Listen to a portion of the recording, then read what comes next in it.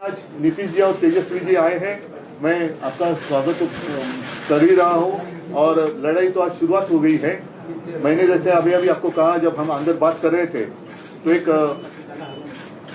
ज्याला शुभ शकुन असं म्हणतो कि इतने दिनों से हमारी लड़ाई चल रही थी सर्वोच्च न्यायालय में। आज आप भी आ गए और वो निर्णय भी आ गया। इस देश में अब प्रजातंत्र, उसकी रक्षा करना हमारा काम है। जैसे सर्वोच्च न्यायालय ने कहा कि अगर मैं रिजाइन नहीं करता, मैं इस्तीफा नहीं देता, तो शायद मैं वापस मुख्यमंत्री बन जाता। मैं मेरे लिए नहीं लड़ रहा हूँ, मेरी लड़ाई जनता के लिए है, मेरे देश के लिए, मेरे राज्य के लिए है।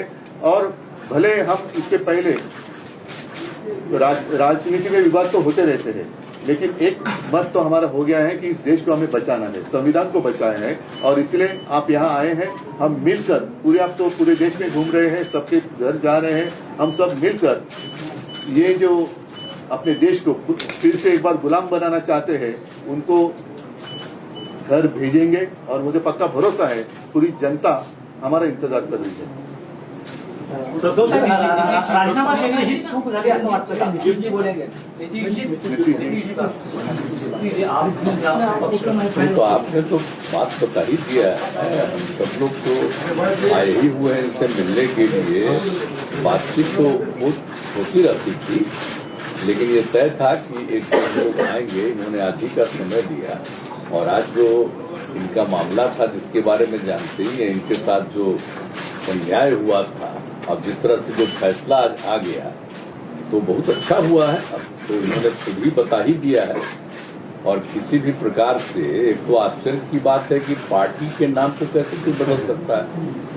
तो इन सब चीजों को लेकर के तो हम लोग सब दिन तो अपनी बात अपना इनके साथ हम लोग रही हैं, लेकिन अभी जो हम लोग आए हुए हैं उसका मकसद इन्होंने बता दिया।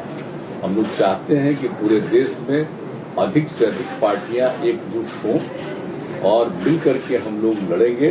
तो आज जो केंद्र में है वो पूरे देश के लिए कोई काम नहीं कर रहे हैं और समझ लीजिए इतिहास बदल रहा है। इसलिए इन सब चीजों को देखते हुए अपने देश के हित में और आजादी की लड़ाई हुई और किस तरह से देश आजाद हुआ है और कितना ज्यादा काम होता रहा है पहले से, काम तो करते नहीं। अब आप सब लोग मीडिया के साथ ही हम आपका नमन करते हैं, आपके हम खिलाफ नहीं कुछ बोल सकते, लेकिन हम जानते हैं ना कि आप लोगों के ऊपर भी किस तरह से किया है कब्जा। कि कोई बात तो थोड़ा बहुत आप कह दीजिएगा, लेकिन ज्यादातर वो लोग अपनी तरफ से विचार करवा रहे हैं। काम क्या कर रहे हैं देश में बताइए? कहीं कोई काम हो रहा? और अलग अलग राज्यों में दूसरे पार्टी के लोगों ने जो काम किया है उसके बारे में तो उतना चर्चा भी नहीं होता है। तो इसीलिए देश के हित में जरूरी है कि भाई देश आगे बढ़े और आपस में किसी तरह का विवाद नहीं होना चाहिए। कोशिश क्या हो रही है, समाज में एक तरह का विवाद पैदा हो, और ये नहीं होना चाहिए। सब में एकता, हिंदू मुस्लिम कोई भी जाति के हों, सब में कोई विवाद नहीं होना चाहिए, एकता रहनी चाहिए।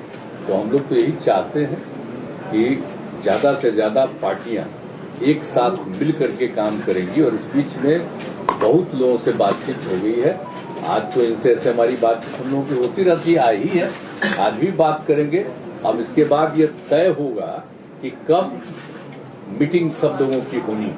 तो अभी तो एक राउंड आप जानते ही हैं, पिछले महीने भी हम लोगों ने बातचीत किया और जिस तरह से बातचीत हुई है अनेक पार्टियों से, बहुत लोगों से बहुत अच्छी बातचीत हो गई है। अब उसके बाद आगे जो करना होगा वो हम लोग करेंगे। लेकिन अभी तो आए हैं, बस यही मकसद है इनका और हम लोगों का विचार तो एक ही है ना, भाई देश के हित में काम करेंगे। कोई तरह से जो हमारा पुराना इतिहास है देश का उसको बिल्कुल कायम रखेंगे। तो ये सब चीजों के लिए करेंगे। ये लोग तो अपना कर रहे हैं ना, इन लोग आजादी की लड़ाई से क्या मतलब था, जिनको कोई मतलब नहीं।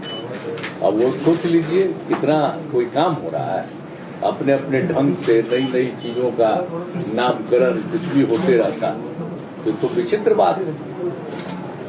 तो इसीलिए जरूरत इस बात की है कि एकदम पूरे देश को एकजुट करना है और आगे बढ़ाना है। तो अगर सभी लोग एकजुट होकर के करेंगे और उनका जब मुकाबला होगा अगले साल के चुनाव में, लोकसभा के चुनाव में, तो खूब अच्छी तरह से सफलता इधर मिलेगी और फिर देश सही दिशा में आगे बढ़ जाएगा। तो सवाल उसके दो पक्ष हैं। पहला पक्ष ये है, आपने कहा लड़ाई मैं अपने लिए नहीं लड़ रहा हूँ, मैं जनता के लिए लड़ रहा हूँ।